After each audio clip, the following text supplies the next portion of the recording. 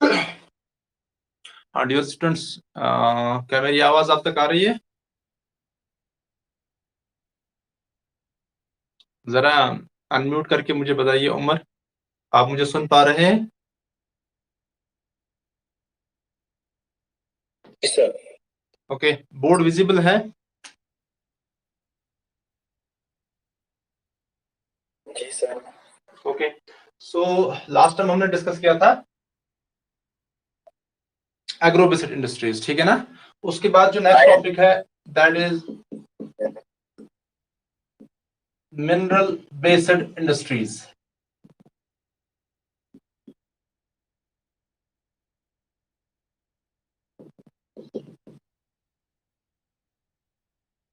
ठीक है, सो 17 स्टूडेंट्स अभी लाइन पे हैं।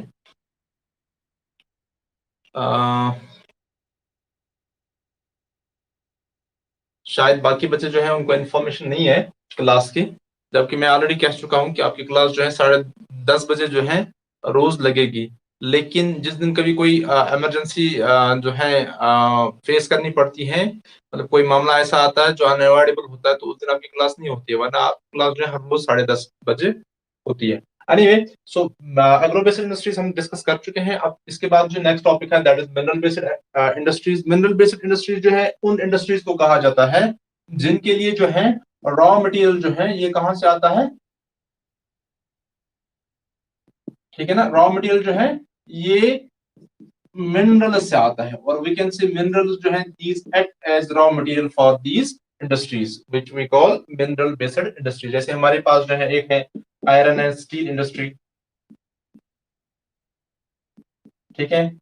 इसी तरह से सीमेंट इंडस्ट्री है, ठीक है।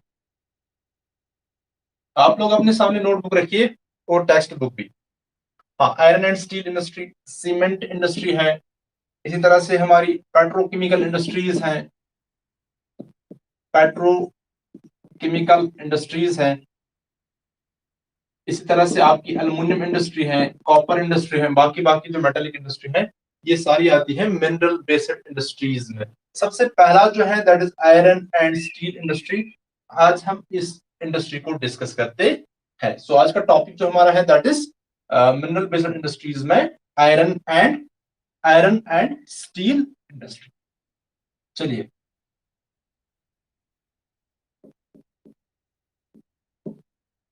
आयरन एंड स्टील इंडस्ट्री की अगर हम बात करेंगे, ठीक है,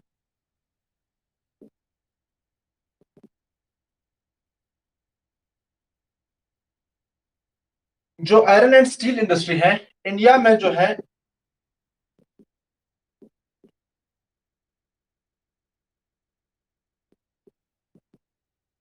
आपको मालूम ही है हमारे पास जो ओर्स हैं आयरन के वो क्या क्या है?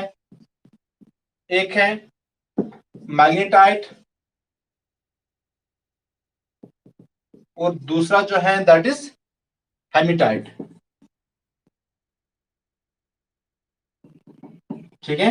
मैग्नेटाइट की केमिकल फॉर्मूला जो है दैट इज Fe3O4, ठीक है।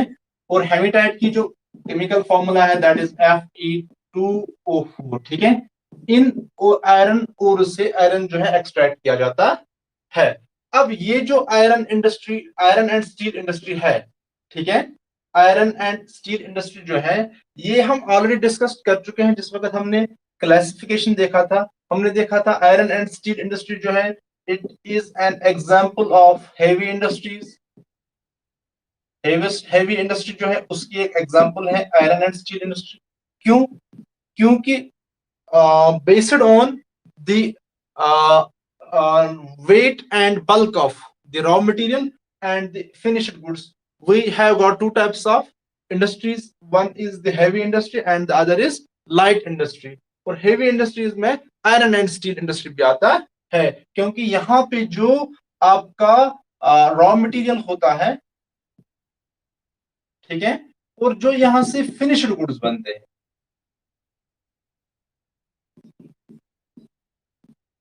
ठीक है, they are bulky in size, ठीक है, और वो जो है उनका वजन भी बहुत ज्यादा होता है, इसलिए हम कहते हैं आयरन एंड स्टील इंडस्ट्री जो है it is A heavy industry. पहली बात। दूसरी बात, हमने देखा था जो आयरन एंड स्टील इंडस्ट्री है इसके जो प्रोडक्ट्स हैं वो दूसरी इंडस्ट्रीज के लिए रॉ मटेरियल्स का काम करते हैं, यानी उन प्रोडक्ट्स को फिर दूसरी इंडस्ट्रीज में प्रोसेस करके फिर से फिनिश्ड गुड्स में कन्वर्ट किया जाता है। तो इसलिए हमने कहा था कि आयरन एंड स्टील इंडस्ट्री जो है ये एक की इंडस्ट्री है, और we can say it is a basic industry. ठीक है, की इंडस्ट्री और बेसिक इंडस्ट्री। क्यों? क्योंकि यहां से जो रॉ मटेरियल, यहां से जो प्रोडक्ट्स बनते, जो इस इंडस्ट्री से प्रोडक्ट्स बनते हैं they serve as raw material for other industries. ठीक है, इसलिए आयरन एंड स्टील इंडस्ट्री को कहा जाता है की इंडस्ट्री और बेसिक इंडस्ट्री। एक और वजह है जिसकी वजह से आयरन एंड स्टील इंडस्ट्री को कहा जाता है बेसिक इंडस्ट्री, वो ये कि जो यहां से प्रोडक्ट्स निकलते हैं, ठीक है, उन प्रोडक्ट्स को दूसरी मशीन्स में दूसरी इंडस्ट्रीज में जो है इस्तेमाल किया जाता है वहां पे, और वो इंडस्ट्रीज जो है डिपेंड है इन प्रोडक्ट्स पे जो आयरन एंड स्टील इंडस्ट्री से बनते हैं। बात समझ में आ रही है? So we can say the other industries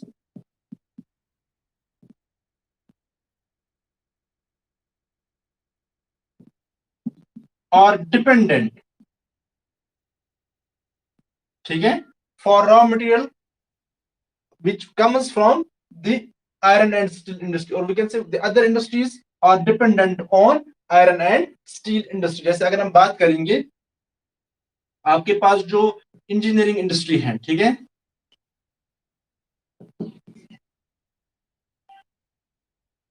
ये डिपेंड है किस चीज के लिए? इंजीनियरिंग इंडस्ट्री में जितनी भी मशीनरी लगती है वो सारी की सारी कहां से आती है?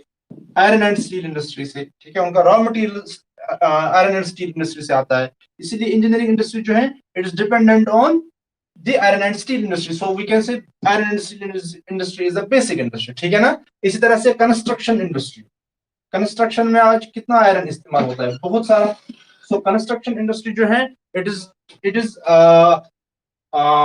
we can say the construction industry is dependent on the iron and steel industry, और we can say iron and steel is the basic industry। ठीक, बात समझ में आ रही है? इसी तरह से अगर हम बात करेंगे मेडिकल इंडस्ट्री की, ठीक है, मेडिसिन में इसका इस्तेमाल होता है। इसी तरह से टेलीकम्युनिकेशन में इसका, जो आपके नेटवर्क टावर्स हैं, ठीक है, वहां पे इसका इस्तेमाल किया जाता है, उनकी मशीनरी में इसका इस्तेमाल किया जाता है। ठीक है, आपकी जो रॉकेट फील्ड है, ठीक है, स्पेस साइंस, ठीक, इसी तरह से आपकी एविएशन,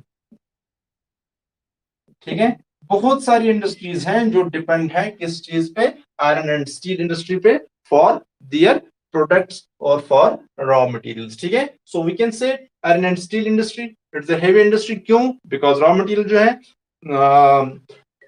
इसका और इसके फिनिश्ड गुड्स जो है they are bulky and heavy in size. इसी तरह से आयरन एंड स्टील जो है, स्टील इंडस्ट्री को हम कहते हैं की इंडस्ट्री और the basic industry, because the products of this industry serve as the raw material for other industries, and the other industries are dependent on this industry for their raw materials for their products। ठीक है, so this was about the iron and steel industry, why we call it as a heavy industry as well as a key industry or a basic industry।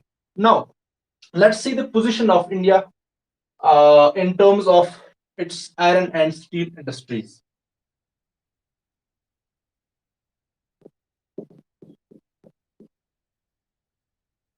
Position of India, देखिए जिस वक्त हम बात करते हैं production, ठीक है, तो 2016 में देखा गया है जो प्रोडक्शन है क्रूड आयरन या क्रूड स्टील की, ठीक है,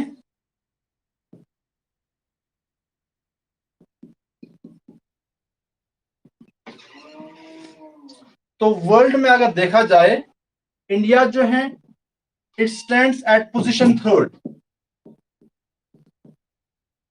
India stands eight position third जब हम 2016 के फिगर्स की बात करते हैं, वर्ल्ड में जो प्रोडक्शन होती है किसकी, क्रूड स्टील की, क्रूड आयरन की, तो इंडिया की जो पोजीशन है, India stands at, India figures at serial number 3। लेकिन जो 2019 के फिगर्स हैं, ठीक है ना, वहां पे जब हम देखते हैं प्रोडक्शन ऑफ क्रूड स्टील की इंडिया में, वहां पे इंडिया की जो पोजीशन है इट इज सीरियल नंबर 2, ठीक है, as per the PIB reports, press information bureau of India जो है उसके रिपोर्ट्स के मुताबिक 2019 में जो रिपोर्ट्स मिले हैं, वहां पे इंडिया की जो प्रोडक्शन है, इंडिया जो है ये फिगर करता है at serial number 2 in the production of crude steel throughout the world. Now this is about the production. अगर हम अब कंजप्शन की बात करें, ठीक है, इंडिया में जो कंजप्शन होती है किसकी, स्टील की, ठीक है,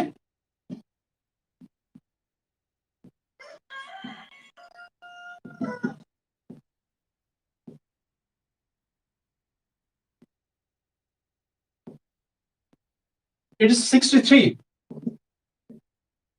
ठीक है, पर एनम, और 63 kg पर एनम।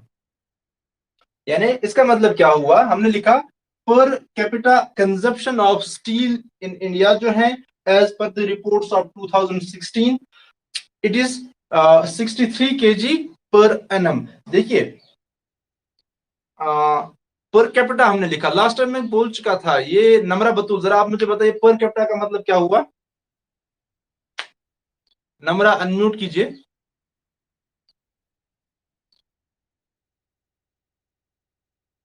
चलिए आपको याद नहीं होगा, मैं आपको बताना चाहूंगा। मैंने कहा था पर कैपिटा मींस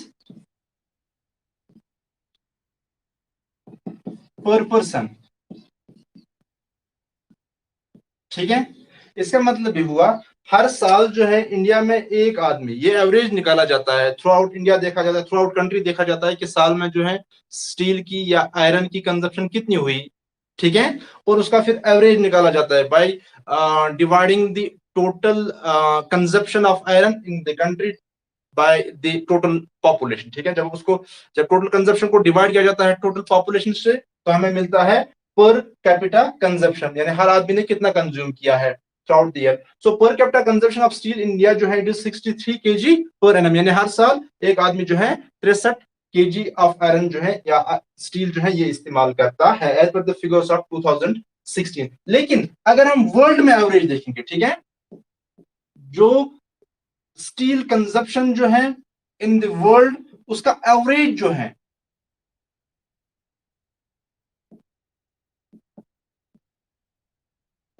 ठीक है, so it was most probably 100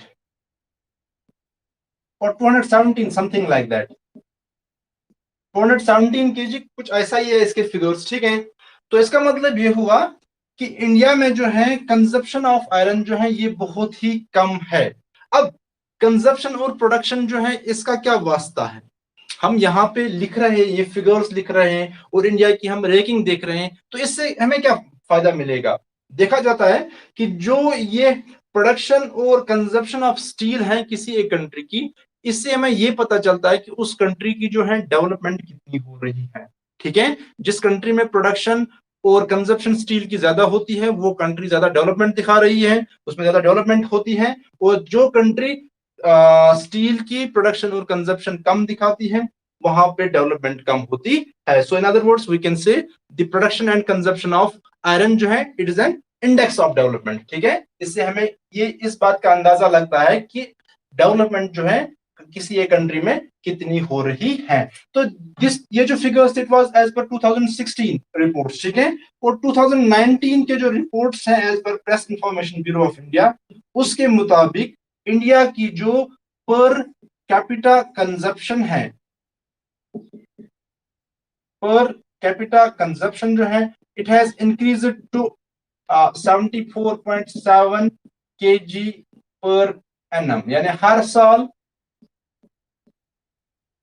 India में जो है एक आदमी 74.7 kg जो है आयरन कंज्यूम करता है, इस्तेमाल करता है अपने लिए, ठीक है। जबकि अगर हम वर्ल्ड का एवरेज देखेंगे, वर्ल्ड में एवरेज कंजप्शन पर कैपिटा कितनी है, that is 229 kg per annum.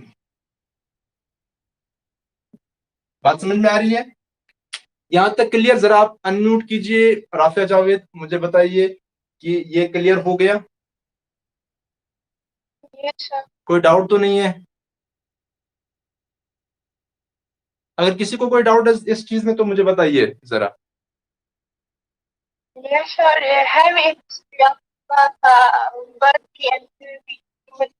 आ रहा। ये सेल्फ एक्सप्लेनेटरी है। हेवी इंडस्ट्री उस इंडस्ट्री को कहा जाता है जहां पे रॉ मटेरियल जो है ना वो बहुत बल्कि होता है, उसका साइज ज्यादा होता है, बड़ा होता है, ठीक है। यानी रॉ मटेरियल जो है आपको बड़े बड़े शिप्स में, बड़ी बड़ी गाड़ियों में ट्रांसपोर्ट करना पड़ता है, उस इंडस्ट्री को कहा जाता है हैवी इंडस्ट्री। लाइट इंडस्ट्री वो इंडस्ट्री जिसमें जो है रॉ मटेरियल आप हाथ में उठा के भी ले जा सकते हैं, ठीक है, उस इंडस्ट्री को कहा जाता है दी लाइट इंडस्ट्री। Now clear? अब क्लियर हुआ राफिया?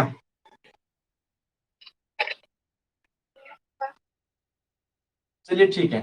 अब इसे आगे हम देखते हैं। This was the position of India in terms of its production and consumption of steel in the country. Now अब हम देखते हैं लोकेशन ऑफ इंडस्ट्रीज, ठीक है। जो steel industries, iron and steel industry India में है, उनकी लोकेशन क्या है। आप पेज नंबर 17 निकाल लीजिए अपनी टेक्स्ट बुक पे। बॉयज जो है ना, जरा आप अपना वीडियो ऑन कीजिए। तौफीक कादिर, अपना वीडियो ऑन कीजिए। तौफीक, आप मुझे सुन पा रहे हैं?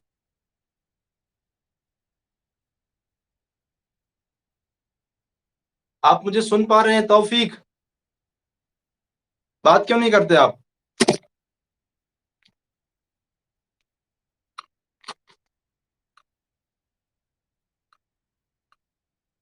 उमर, जरा वीडियो ऑन कीजिए।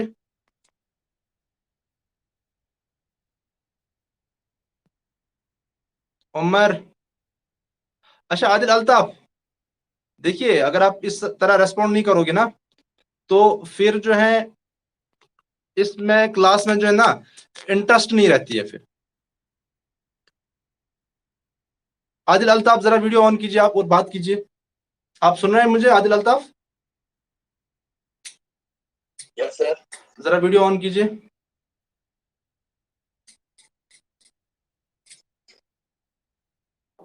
हाँ, कहाँ है आप इस वक्त?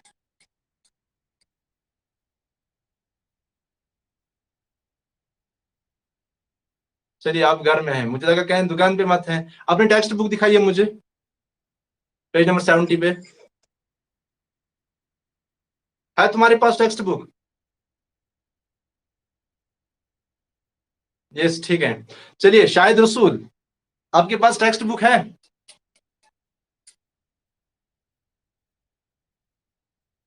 शाहिद रसूल।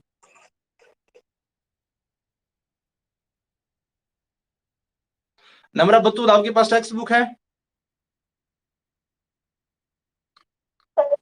हाँ। नून सुहेल। यस सर मेरे पास।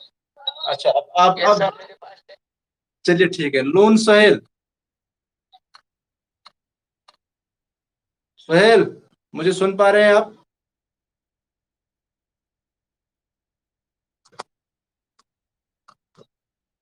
चलिए पेज नंबर 70 पे निकाल लिया आपने? अपने टेक्स्ट बुक पे ओपन किया पेज नंबर 70 पे? चलिए मैं भी टेक्स्ट बुक हाथ में लेता हूं पहले।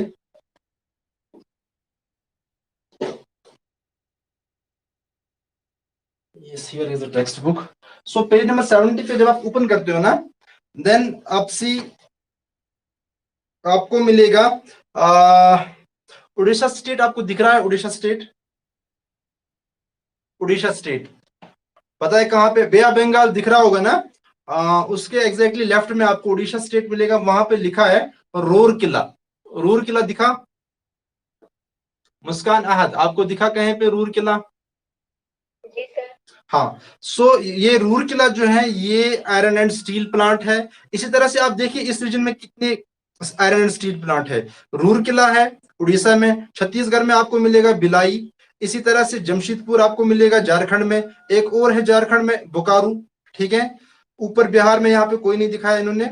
हाँ, वेस्ट बंगाल में दुर्गापुर है, वेस्ट बंगाल में एक और है जिसका नाम है बर्नपुर, दिख रहा, दिखा सबों को। सो 6 आयरन एंड स्टील प्लांट जो है आपको एक ही रीजन में दिख रहे हैं, ठीक है, जिसको हम कहते हैं छोटा नागपुर प्लेट्यू। अगर आपने लास्ट ईयर अच्छे से पढ़ा होगा प्लेट्यूज, तो हमने देखा था इस प्लेट्यू को हम कहते हैं छोटा नागपुर प्लेट्यू।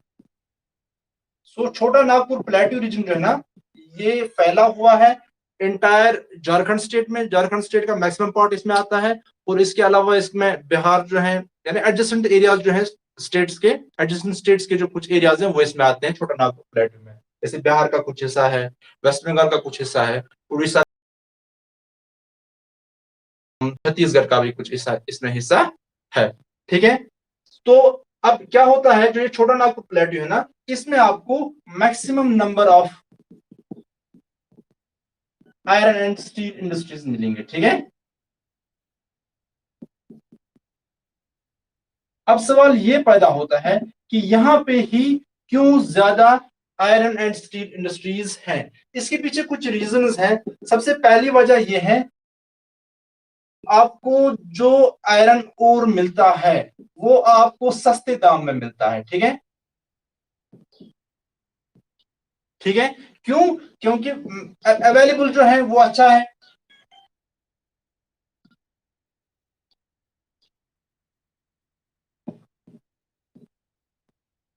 जो चीज कहीं पे एबेंडेंटली अवेलेबल होगी वहां पे उसकी प्राइस कम रहती है, ठीक है। जब प्राइस कम रहेगी तो इंडस्ट्रीज वहां पे एस्टेब्लिश करना आसान हो जाता है। अगर दूसरी जगह एस्टेब्लिश की जाएगी इंडस्ट्री तो फिर उसको ट्रांसपोर्ट करने का चार्ज जो है वो बढ़ेगा। इसलिए यहाँ पे एबेंडेंटली अवेलेबल है छोटा नागपुर प्लेट्यू में, इसलिए यहाँ पे जो है आयरन एंड स्टील इंडस्ट्री जो है वो बहुत ज्यादा है, क्योंकि उनका आयरन एंड स्टील और जो है उनका कॉस्ट जो है कम रहता है। और तो और जो यहाँ पे आपको आयरन ओर्स मिलेंगे वो अच्छी क्वालिटी का होता है, इसलिए हम कहते हैं हाई ग्रेड आयरन ओर यहाँ पे मिलेगा आपको, ठीक है। जो इस आयरन ओर को प्रोसेस करने में लेबर लगता है वो भी यहाँ पे आसानी से अवेलेबल है और सस्ते में अवेलेबल है, ठीक है। इसके अलावा आपको इस आयरन एंड स्टील इंडस्ट्रीज के जो प्रोडक्ट्स हैं उनके लिए अच्छा मार्केट भी यहाँ पे मिलेगा, क्योंकि ये रीजन जो है it is located on the banks of river Hooghly, जिसे हम कहते हैं, या गंगा रिवर जो है उसके डिस्ट्रीब्यूटरीज, ठीक। तो आपने ऑलरेडी पढ़ा है कि जो मेजर सिटीज है वो रिवर्स के बैंक्स पे होती है, तो सिटीज में इनकी कंजप्शन ज्यादा होती है, ये एक्ट करते हैं एज मार्केट्स। तो इसीलिए ये रीजन जो है छोटा नागपुर प्लेट्यू जो है, यहाँ पे आपको ज्यादा से ज्यादा इंडस्ट्रीज किस चीज की मिलेंगे, आयरन एंड स्टील की इंडस्ट्रीज मिलेंगे, ठीक है। तो ये लोकेशन थी आयरन एंड स्टील इंडस्ट्रीज की। अब इसके बाद अगर हम देखेंगे जो 2000, चलिए 2060 को छोड़िए आप, 1950 की अगर हम बात करेंगे, ठीक है,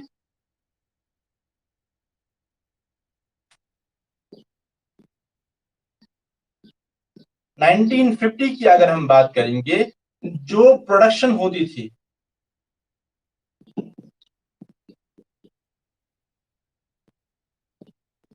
आयरन एंड स्टील की इंडिया में, it was almost equal to that in the China, ठीक है।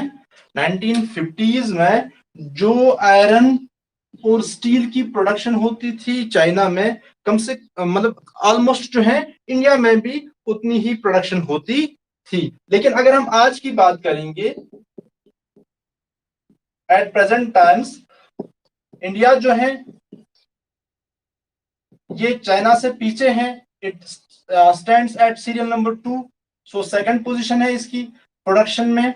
और अगर हम चाइना की बात करेंगे, it stands eight serial number 1, both in production and consumption of steel। ठीक है, दोनों सूरतों में चाइना जो है ये इंडिया से आगे हैं, किसमें, प्रोडक्शन में भी और कंजप्शन में भी, किसकी, स्टील की। अब क्या रीजंस है कि इंडिया जो है ये चाइना से जो है पीछे हो गया है इन the production of iron and in the consumption of iron. तो इसके पीछे जो है कुछ वजूहात हैं जिन्हें हम कहते हैं चैलेंज। ठीक है,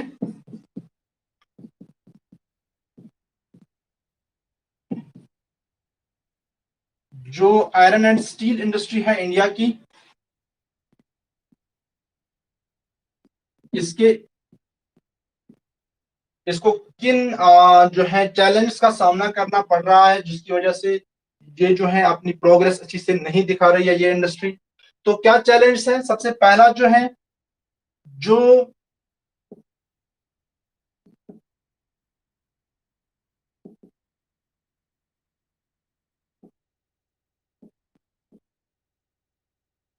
आयरन ओर को प्रोसेस करने के लिए कोकिंग कोल चाहिए। ठीक है,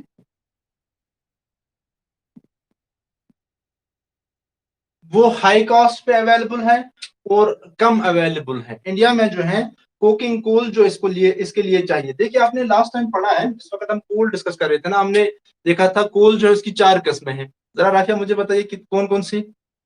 यस, कोल जो है ना उसकी 4 किस्में हैं, ये हम ऑलरेडी डिस्कस कर चुके हैं। चलिए पहला मैं खुद बता देता हूँ, पीट है। ठीक है, दूसरा आप बताइए, राफिया आप मुझे बताइए दूसरा कौन सा है, दूसरा किस्म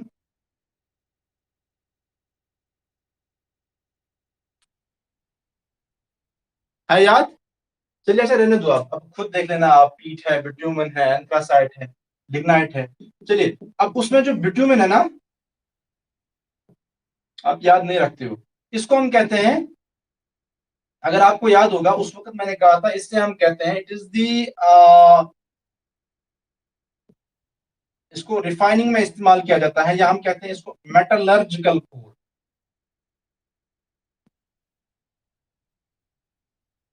यानी इसको मेटलर्जी में इस्तेमाल किया जाता है। जिस वक्त आयरन प्रोसेस किया जाता है ना, तो हम ऑलरेडी देख चुके हैं दो ओर्स हैं इसकी, एक है मैग्नेटाइट और दूसरा है हेमेटाइट। ठीक है, अब इस मैग्नेटाइट से जो है ये आयरन, ये ऑक्सीजन जो है ये बाहर निकालना है, तब जाके आपको क्या मिलेगा, एक प्योर आयरन मिलेगा, आयरन मिलेगा Fe। ठीक है, इस तरह से हेमेटाइट से जो है आपको ये ऑक्सीजन बाहर निकालना है। जब आप किसी चीज से ऑक्सीजन बाहर निकालते हो उसको कहा जाता है रिडक्शन। ठीक है ना, केमिस्ट्री में उसको रिडक्शन कहा जाता है। तो आपने रिडक्शन कैरी करनी है, रिडक्शन करनी है इन दो ओर्स की, तब जाके आपको आयरन मिलेगा। और इस प्रोसेस को यहाँ पे स्मेल्टिंग कहा जाता है। It is carried out in presence of Coke. ठीक है, जब कोक, कोल को जब हीट किया जाता है in absence of fire, that वहां पे क्या बनता है, कोक बनता है। ठीक है, कोल को जब आप हीट अप करते हो in the absence of fire you get Coke. ठीक है, और इस कोक को फिर किया जाता है इस्तेमाल स्मेल्टिंग प्रोसेस में, मेटलर्जी में, ताकि आप जो है आयरन से, सॉरी आयरन ओर से जो है आपको प्योर आयरन मिल जाएगा। ठीक, अब ये कोकिंग कोल जो है ये इंडिया में उतना अवेलेबल नहीं है, और अवेलेबल जितना है वो आपको हाई कॉस्ट में मिलता है। ये एक वजह है जो इंडिया की आयरन एंड स्टील इंडस्ट्री के सामने एक चैलेंज है। ठीक है ना, पहला। दूसरा जो है, आपको यहाँ पे पावर सप्लाई जो है वो कंटिन्यूअस नहीं है। ठीक है,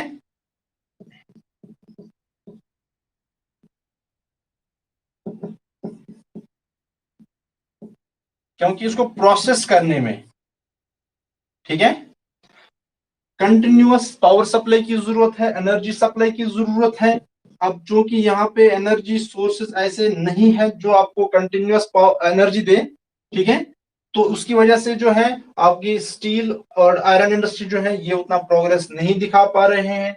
तीसरा वजह जो है वो ये है कि जो आपका लेबर फोर्स है, ठीक है, वो उतना प्रोडक्टिव नहीं है। ठीक है, सो लो प्रोडक्टिविटी ऑफ लेबर, ठीक है, यानी जो आपके पास लेबर है वो उतना स्किल्ड नहीं है, ताकि वो ज्यादा से ज्यादा जो है आपकी इस आयरन एंड स्टील इंडस्ट्री से आपको बेनिफिट दे सके। इसके अलावा आपका जो इंफ्रास्ट्रक्चर है that is not well developed, ठीक है, यानी इंफ्रास्ट्रक्चर में आता है आपके जो पावर प्लांट्स हैं उनमें जो टेक्नोलॉजी इस्तेमाल की जाती है, ठीक है, वहां पे जो मशीनरी है, इसके अलावा जो ट्रांसपोर्ट है, ठीक है, ट्रांसपोर्ट जो आपका है, तो ये सारी चीजें इंफ्रास्ट्रक्चर में आते हैं। तो इंफ्रास्ट्रक्चर जो इंडिया का है वो भी उतना अच्छा नहीं है, उतना वेल डेवलप्ड नहीं है कि आप जो है दूसरी वर्ल्ड की आयरन एंड स्टील इंडस्ट्रीज के साथ जो है compete कर सकें। So these are some of the challenge that are faced by the iron and steel industries of India. एक और चीज यहाँ पे मैं ऐड करना चाहूंगा, जो यहाँ पे आयरन एंड स्टील की प्रोडक्शन होती है ना, हमने देखा था इंडिया जो है उसकी रैंकिंग क्या है, सेकंड पोजीशन पे है, ठीक है, लेकिन अगर हम स्पॉन्ज आयरन की बात करेंगे, ठीक है, स्पॉन्ज आयरन जो है इसकी प्रोडक्शन जो है इंडिया में सबसे ज्यादा होती है, ठीक है, सो स्पॉन्ज आयरन की प्रोडक्शन में India figures at serial number 1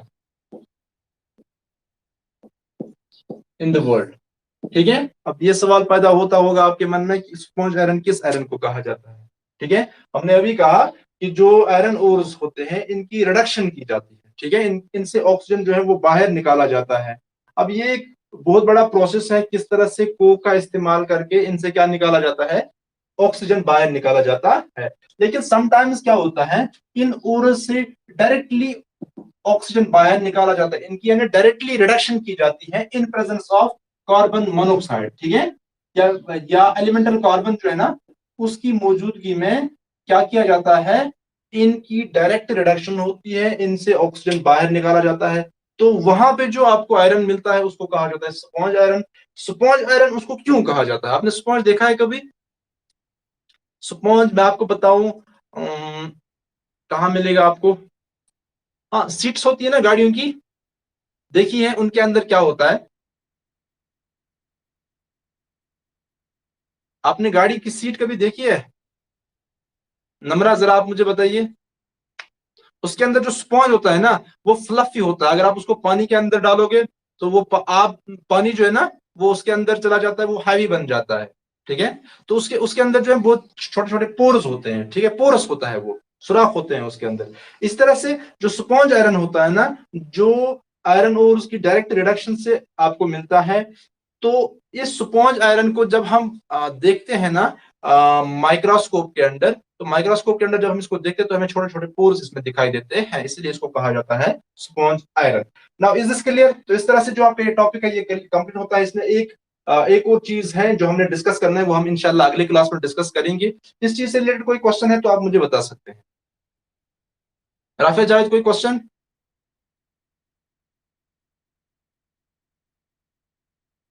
हाँ लास्ट टाइम आपने एक क्वेश्चन पूछा था, जैनुल आबिदीन के दौर में जो है कौन सी इंडस्ट्री जम्मू एंड कश्मीर में या कश्मीर में स्पेशली उरूज पे थी, है ना, यही आपका क्वेश्चन था? बात करो, आपने पहले आपने आपको अनम्यूट करो राफिया, आवाज नहीं आ रही है आपकी। एनीवे मैं आपको बताना चाहूं कि जैनुल आबिदीन के दौर में जो है जम्मू एंड कश्मीर में आर्ट एंड क्राफ्ट जो है ना, आर्ट एंड क्राफ्ट इंडस्ट्री जो है it was at its climax, ठीक है, इन हिज पीरियड। और इसमें भी आर्ट एंड क्राफ्ट में जो है बहुत सारी चीजें आती हैं, इसमें शॉल्स भी आते हैं, शॉल मेकिंग, ठीक है, जो हम कारपेट्स बनाते हैं ना वो भी आते हैं, ठीक है, एम्ब्रॉयडरी आती है, ठीक है, इसी तरह से आपकी जो है पेपर माशी जो है वो इसमें आती है, ठीक है, बहुत सारी जैसे वो नमदा बनाया जाता है ना, नमदा आपने नाम सुना होगा, वो भी इसमें आते हैं। तो बहुत वुड मेकिंग जो है, वुड क्राफ्ट, वो भी इसमें आता है। लेकिन सबसे ज्यादा जो है उरूज पे था that was shawl making in his period, ठीक है, आर्ट एंड क्राफ्ट में शॉल मेकिंग जो है ये ज्यादा उरूज पे था। हाँ और कोई क्वेश्चन है किसी बच्चे को तो आप पूछ सकते हो। निशा शबीर ये क्लियर हुआ? जरा अनम्यूट करके मुझे बताइए, Nisha Shabir, is this clear? Unmute कीजिए। चलिए, मुझे लगता है आप लोगों को इस चीज में कोई डाउट नहीं है। Thank you for being with me. Have a nice day.